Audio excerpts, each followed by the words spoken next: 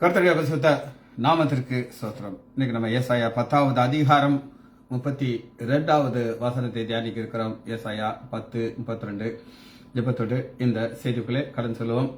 பிதாவே ஆராதிக்கின்றாம், இயேசுவே ஆர்ப்பரிக்கின்றாம், ஆவியானவரே அன்பு செய்கின்றாம், ஆவியானவரே ஹமில் அன்பு செய்கின்றாம், ஆராதிக்கின்றாம், ஆர்ப்பரிக்கின்றாம், அன்பு செய்கின்றாம், அம்மை ஆராதிக்கின்றாம், ஆர்ப்பரிக்கின்றாம், அன்பு செய்கின்றாம். மகனாக தெரிந்து கண்டீர், மறுபடி பிறக்க வைத்தீர். மகனாக தெரிந்து கண்டீர், மறுபடி பிறக்க வைத்தீர். ராஜா கலம் நாங்களே, அசரியரும் நாங்களே. ராஜா கலம் நாங்களே, ஐயா அசரியரும் நாங்களே. ஓவரா ஓபிரபரா அப்பரா ரிபரபரா ஓபரா ஓபிரபரா அப்பரா உகரகரா ஓபரப ஓபரபரா உகரகாரி கரகாரா. பரிசுத்தர் பரிசுத்தரே பரலோக ராஜாவே, பரிசுத்தர் பரிசுத்தரே பரலோக ராஜாவே, எப்போதும் இருப்பவரே இன்மேலும் வருபவரே, எப்போதும் இருப்பவரே ஐயா இன்மேலும் வருபவரே. அர அரரா அப்ப ரவரா அகராரி கரகாரா. சகலமாம் படைத்தவரே சர்வா வல்லவரே, சகலமாம் படைத்தவரே சர்வா வல்லவரே, மகிமைக்கு பாத்திரரே மங்காத பிரகாசமே, மகிமைக்கு பாத்திரரே மங்காத பிரகாசமே. பப்பரா ரப்பரப்பரா ராபரா ரகசகாரா. உமது செயல்களெல்லாம் அதிசய மனவைகள், உமது செயல்களெல்லாம் அதிசய மனவைகள், உமது வழிகளெல்லாம் சத்தியமானவைகள், உமது வழிகளெல்லாம் சத்திய மாணவைகள். இயேசுவின் நாமத்தினாலே ஜெபங்களை பிதாவே, ஆமீன். கர்த்தர் பரிசுத்த நாமத்திற்கு ஸ்தோத்திரம். Arokiyaraj brother praise lord, Leela Ammal praise lord, Daniel Rajesh praise lord, Nagarathnam Ammal praise lord, Balasundari praise lord, Selvi teacher praise lord. ஏசாயா 10வது அதிகாரம் 32வது வசனத்திற்கு நம்ம தியானிக்க இருக்கோம். ஏசாயா 10:32. இனி ஒரு நாள் நோப்பிலே தங்கி சீயோன் குமாரத்தின் பர்வதத்திற்கும் எருசலேம் மேட்டுக்கும் விரோதமாக கையை நீட்டி மிரட்டுவான். முதல்ல கையை நீட்டி மிரட்டுவான். கையை பார்க்க ஹேண்ட், யார்ட், YAD யார்ட், ஏ மேல ஒரு கோடு, யார்ட் மேல ஒரு கோடு, யார்ட். கை, கை நம்முடைய கை, இது பார்ட் ஆஃப் அவர் பாடி. வேதத்துல ஃபர்ஸ்ட் முதல் முறையாக கை எங்க வருகிறது அப்படின்னு கேட்டீங்கன்னா ஆதியாகமம் 3வது அதிகாரம். ஆதாம் பாவம் செய்து விட்டான்.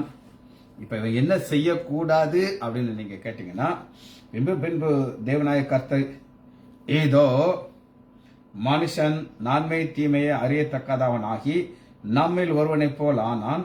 இப்பொழுதும் அவன் தன் யாடை நீட்டி, யாடு கையை யாடை நீட்டி ஜீவ விருட்சத்தின் கனியை பறித்து புசித்து என்றென்றைக்கும் உயிராதபடி செய்யும். அவ இந்த ஜீவ விருட்சத்தின் கனியை புசிச்சாச்சுன்னா மரணம் கிடையாது. ஏன் இவன் இதை செய்யக்கூடாது அப்படின்னு கேட்டீங்கன்னா, இப்ப ஆதாமும் ஏவாளும், ஆதாம்னு சொன்னா அதோட சேர்ந்து அந்த சேர்ந்தே வந்துடுது. இட்லி வாங்கினீங்கன்னா சட்னி சாம்பார் சேர்ந்து கொடுத்துருவாங்க, புரோட்டா கேட்டீங்கன்னா சால்னாவும் சேர்த்து கொடுத்துருவாங்க. ஆதாமும் கூட ஏவாளையும் இணைத்து ஆண்டவர் சொல்லுகிறார், இவங்க இனி உயிரோடு இருக்கக்கூடாது, என்றென்றைக்கும் இவர்களுக்கு மரணம் வர வேண்டும். இதுதான் மரணத்தினுடைய காரணம். அதற்கு கையை நீட்டி யாட், இதை ஒரு கட்டளையாக நம்ம பார்க்கிறோம். அந்த கட்டளை என்ன அப்படின்னு கேட்டீங்கன்னா, என்னாகமம் 35வது அதிகாரம்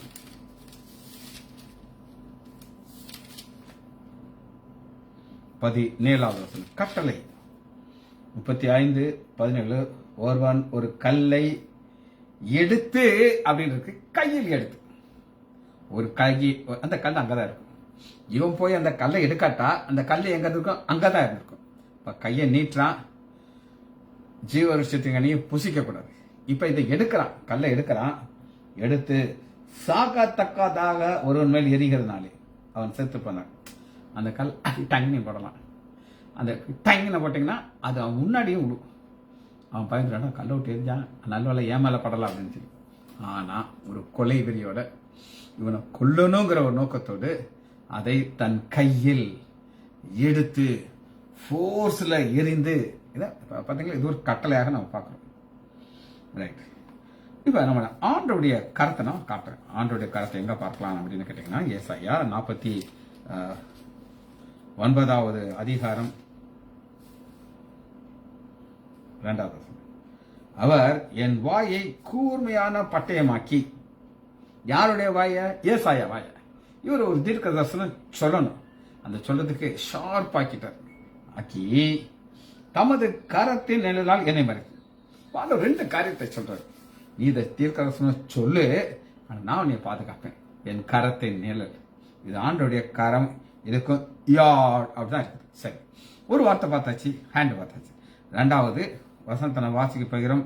ஏசாயா 10வது அதிகாரம் 32வது வசனம். இனி ஒரு நாள் நோப்பிலே தங்கி சீயோன் குமாரத்தி பர்வதத்திற்கும் எருசலேமிற்கும் விரோதமாக கையை நீட்டி மிரட்டு வான். இதுல தங்கிங்கிறதுக்கு என்ன? ரிமைன், தங்கி. இப்ப நான் இங்க 2 கஸ்தூரிபாய் ரோட்ல தங்கி வார்த்தையை சொல்லிக்கிட்டே இருக்கிறேன். 8 மணி ஆன உடனே என்ன குட்டி முப்பாட்டை எடுத்துட்டு நான் ஸ்விம்மிங் போயிடுவேன். அங்கேயும் தங்கி இருக்க மாட்டேன். ஒரு 3/4 மணி நேரம் ஸ்விம் பண்ணிட்டு வந்து ஆஸ்பத்திரிக்கு போயிடுவேன். அங்கேயும் தங்கி இருக்க மாட்டேன், முடிஞ்சோன்னு வந்து. ஆனா இங்க அப்படி கிடையாது, இங்க அங்கேயே ரிமைனா இருக்கிறாங்க. அதனாலதான் தங்கி. இதுக்கு ஒரு கிரேக்க லோன், தங்கி, LUN, லோன். யூ மேல ஒரு ஆர போட்டுக்க, லோன். லோன் கிடையாது, LUN லோன் சொல்லணும், லோன். ஆனா லோன், LUN, லோன். ரிமைன், தங்கி.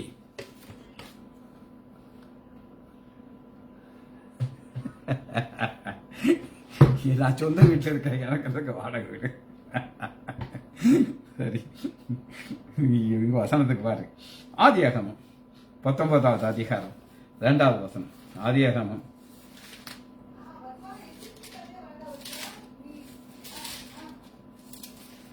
19வது அதிகாரம் 2வது. ஆண்டவன்மார்களே, அடியனுடைய வீட்டுக்கு முகமாக நீங்கள் திரும்பி உங்கள் கால்களை கழுவி தங்கி. தூதர்கள்னு அது ஆண்டவர்னு தெரியாது, யாரோ ரோட்ல போறவங்க நினைக்கிறாரு. எங்க வீட்டுல தங்கி லோன், எங்க வீட்டுல தங்கி லோன். காலையில எழுந்து பிரயாணப்பட்டு போங்க. அதற்கு அவர் அப்படி இல்லை, வீதியிலே தங்குவோம், வீதியிலே தங்குவோம். அப்ப ஆண்டவர் வந்து இருதயத்தை பார்க்கிறார். நீ உண்மையிலேயே ஒருத்தனை நேசிச்சா அவனை வீதியில தங்க விட மாட்டேன், நீ உள்ள கூப்பிடுவ அப்படின்னு சொல்லி லோன், LUN, லோன். யோபு என்ன சொல்லுகிறார் ஆமா பார்க்க போயிடும்.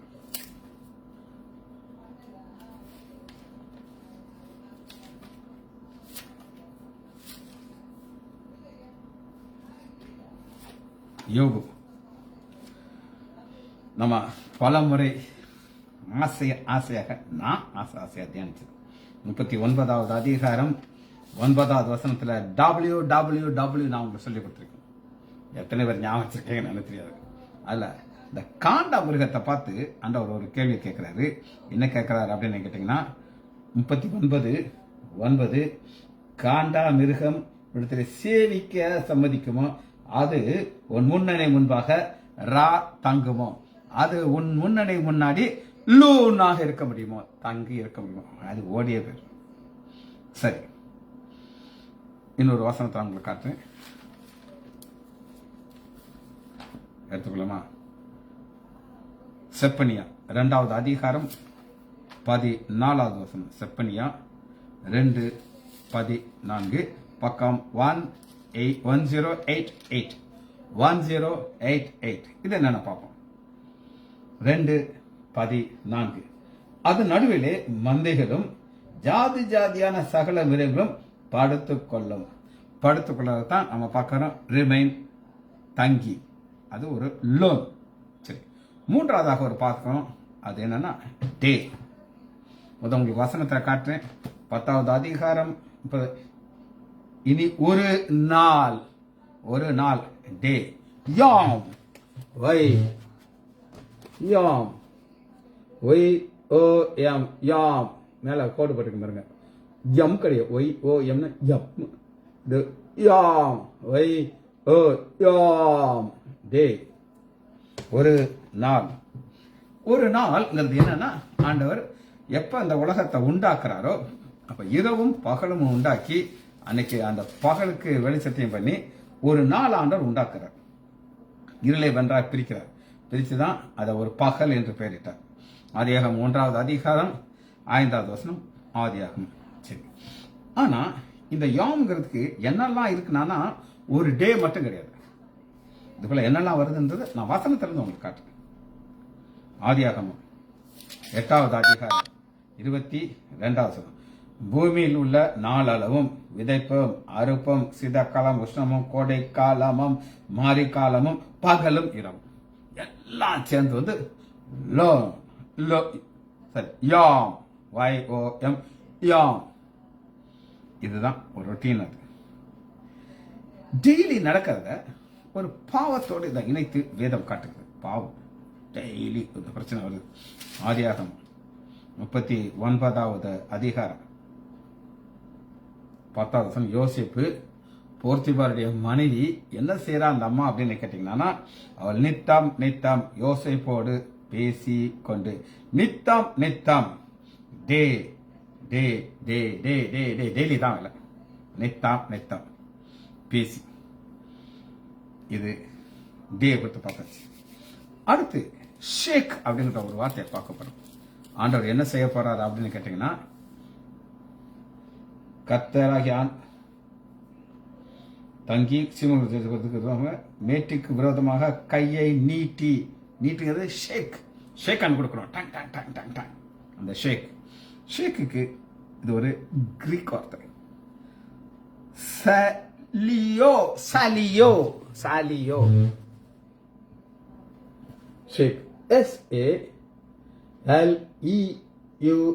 SALEUA சாலியோ ஷேக். மில்க் ஷேக் சாலியோ யூ நினைத்து வாசிங்க. சாலியோ ஷேக். கையை அசைக்கிறான்.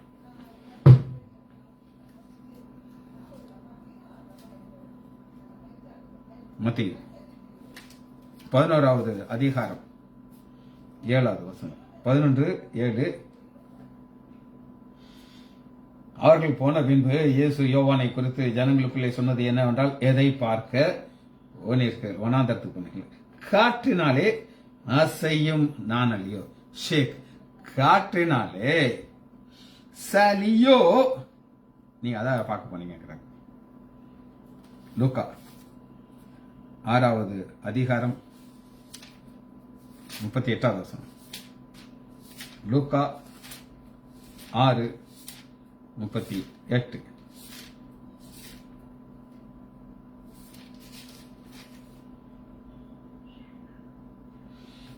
கொடுங்கள் அப்பொழுது கொடுக்கப்படும். ஷேக் அமுக்கி குலுக்கி சரிந்து விழும்படி நன்றாக அளந்து கொடுங்க. நீங்கள் எந்த அளவினால் அழைக்கிறீர்களோ அந்த அளவு உங்களுக்கு அழைக்கப்படும். அமுக்கி குலுக்கி சரிந்து போகும்படிக்கு. சாட்சி சொல்லணும்னு நினைச்சேன், சாட்சி சொல்லிட்டேன், டைம் கிடையாது, ஓடி போச்சு. சரி, அடுத்து பார்க்குறோம், ஒரு மலையை பார்க்குறோம். மலைக்கு ஹில், மில்லுக்கு ஒரோஸ், OROS, ஒரோஸ். 3 வார்த்தைகள் இருக்கு. ஒரோஸ் இருக்குது, ஒரியானோஸ் இருக்கு, 2வது பி வரும், ஒரியானோஸ், ஒரோஸ், ஒரியானோஸ், போவனோஸ், BOUNOS, ஒரோஸ், ஒருனியோஸ், போவனோஸ். 3 வித்தியாசமான காரியங்கள். ஒரோஸ் மத்தேயு 5வது அதிகாரம் 14வது வசனத்துல குன்றின் மேல் வைக்கப்பட்ட ஒரு விளக்கு, உங்களுடைய பிரகாசம் அப்படி இருந்து பிதாவை நீங்க மகிமைப்படணும். லூக்கா 9வது அதிகாரம் 37வது வசனத்துல திகில் ஓரோஸுக்கு மறுரூப மலை. அவ ஓரோஸுக்கு 2 காரியத்தை காட்டுறேன். இந்த பி போட்ட ஒருனோயோஸ் அப்படின்னா என்னன்னா ஒரு மலை தேசம். மலை வேற, மலை தேசம் வேற. மலை தேசத்துக்கு ஒரோனியோஸ்.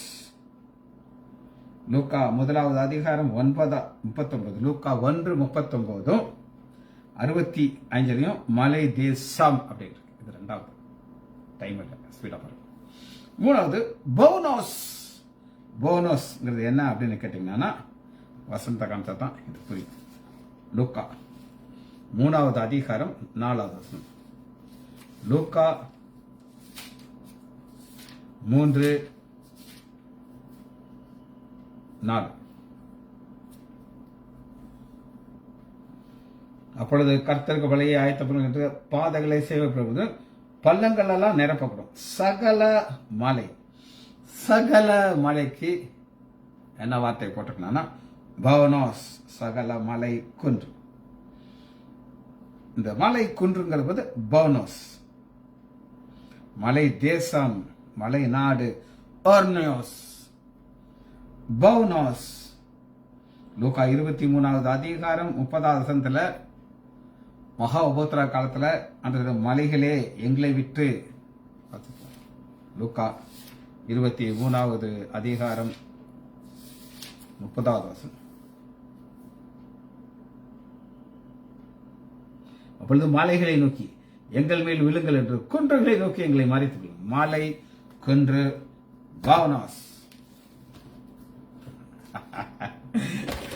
ரொம்ப ஆச்சரியமாக சந்தோஷமாக இருக்குது. ரைட், இது நம்ம வசந்தத்துக்குள்ள வருகிறோம். முதல்ல இது யார் அப்படின்னு நம்ம ஒரு கேள்வியை கேட்க போகிறோம்.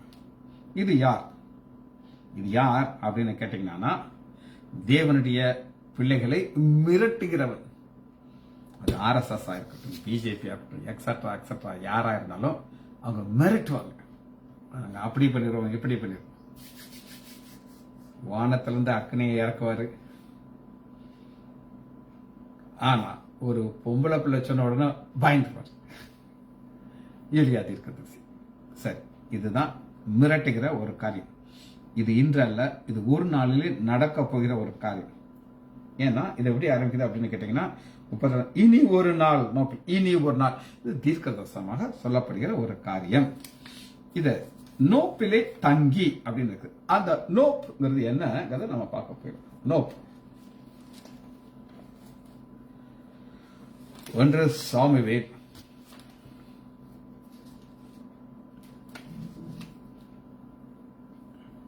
21வது அதிகாரம். நோப்பிலே தங்கி 21:1. தாவீது நோப்பிலே இருக்கிற ஆசாரியனாகிய அமலேக்கு இடத்துல போனான். அமலேக்கு நடுக்கத்தோடு தாவீதுக்கு எதிர்கொண்டு போய் நீ எப்படியே தனியா வந்துக்கிற என்ன நான் உங்களுக்கு சொல்லிடுறேன். தாவீது பயந்து இருக்கிறார் மாமனார். அப்ப இங்க போய் இவர்கிட்ட ஒரு ஹெல்ப் கேட்கிறார். இத டீட்டெயிலா ஆவியானவர் எங்க எழுதி வைத்திருக்கிறார் அப்படின்னு கேட்டீங்கன்னா, சங்கீதம் 52வது அதிகாரத்தில் பாத்தீங்கன்னா பிராக்கெட்ல பாத்தீங்கன்னா அது புரியும். இதே சேம் சம்பவம். தாவீது அமலேக்கின் வீட்டுக்கு வந்தான் என்று எதேனாகிய தோபைக்கு வந்து சவுலுக்கு அறிவித்த பின்பு தாவீது பாடலினால் பாடி ஒரு மஸ்கித் சொல்லுது. இவன் வந்து எல்லாத்தையும் அழிச்சு போட்டுறான், கொன்றான். இந்த காரியத்தை இங்க டீட்டெயிலா எக்ஸ்பிளைன் பண்றாரு. அது எப்படி அது நடக்குது அப்படின்னு கேட்டீங்கன்னா 1 சாமுவேல் 22வது அதிகாரம் 16 வசனத்துல நோப்புல என்ன நடக்குதுன்னா, ஆண்டுடைய ஊழியக்காரர்கள் ஆசிரியர்களை கொலை செய்கிறான் சவுல் கொள்ளைவெறி. 1 சாமுவேல் 22வது அதிகாரம் 16 வசனம், ராஜாவோ அகிமேலேக்கே நீயும் உன் தகப்பான வீட்டாரும் அனைவரும் சாகவே சாக வேண்டும், சேவர்களை நோக்கி கொள்ளுங்கிறான். மாட்டேன்றாங்க. அதனால அந்த யாரை அனுப்புறான் அப்படின்னு கேட்டீங்கன்னா, ஏதேமியனாகிய தோபிக். இந்த ஏதோமியன் யார் அப்படின்னு உங்களுக்கு தெரியுமா? ஏதோமியன் சொல்லி ஒரு மனிதனை நம்ம புதிய ஏற்பாட்டில் பார்க்கிறோம். பதில் செய்தால் இதில் போடலாம். ஏதேமியன் யார்? Question answer. ரெண்டாவது ஷேக். இதுக்காக இந்த கையை இப்படி அசைக்கிறான் அப்படின்னா இப்படி காட்டுறான், பயமுறுத்துறதுக்கு. 1 சாமுவேல் 11வது அதிகாரம் 1 வசனம். இந்த சவுல் நல்ல சவுலா இருந்தார், மோசமாகல. 2 சவுலை பார்க்கலாம், ஒரு கெட்ட சவுல், இன்னொன்று நல்ல சவுல்.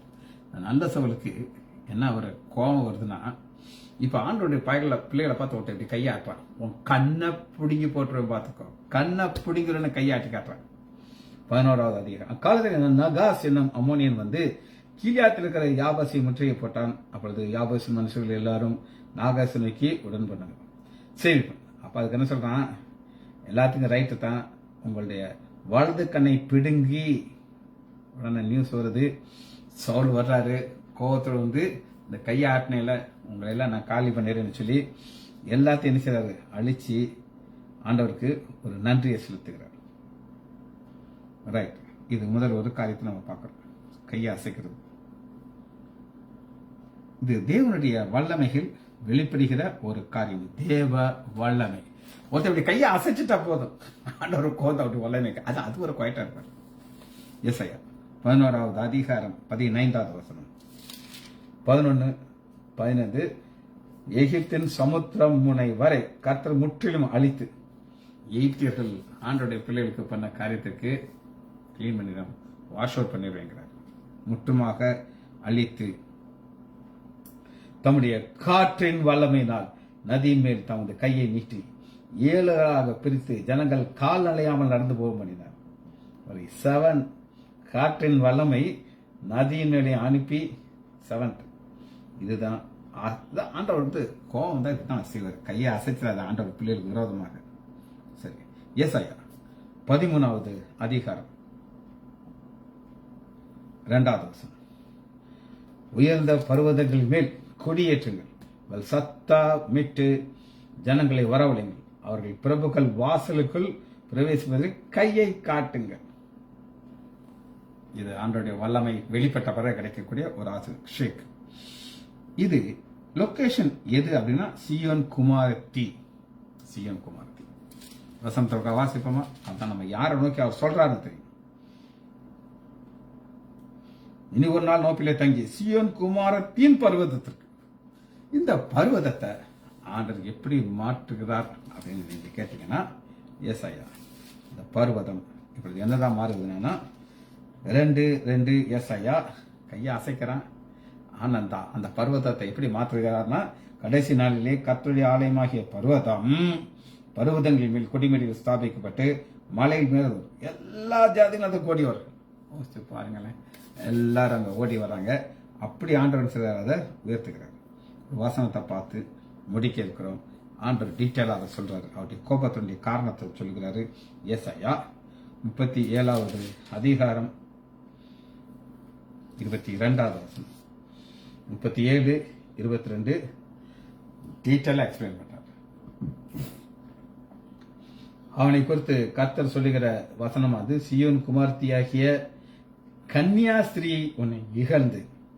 அந்த கன்னியாஸ்திரிங்கிற ஒரு கான்செப்டை பவுல் எடுத்துக்கிட்டார். பவுல் எடுத்துக்கிட்டு அவர் தன்னுடைய நிருபத்துல இதை ரொம்ப அருமையாக யூஸ் பண்ணுகிறார். கன்னிகை, கன்னிகைங்கிறது யார் அப்படின்னு நீங்க இன்று கேட்டீங்கன்னா பவுல் சொல்லி ஒரு விளக்கம். 2 கொரிந்தியர் 11வது அதிகாரம் இந்த கன்னிகை தான் இங்க நம்ம பார்க்கிறோம்.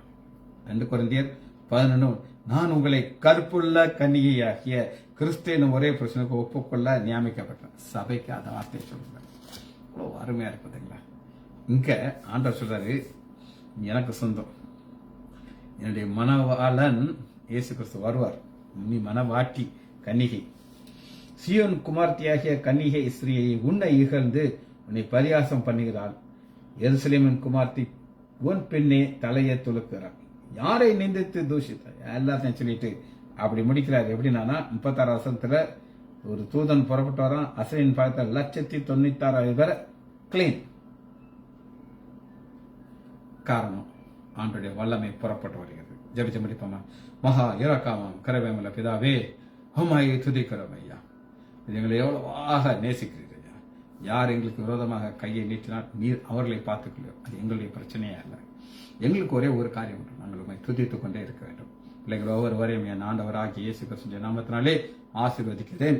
இயேசுவின் நாமத்தினால் ஜெபங்களுக்கு பிதாவே. ஆமேன், ஆமேன், ஆமேன்.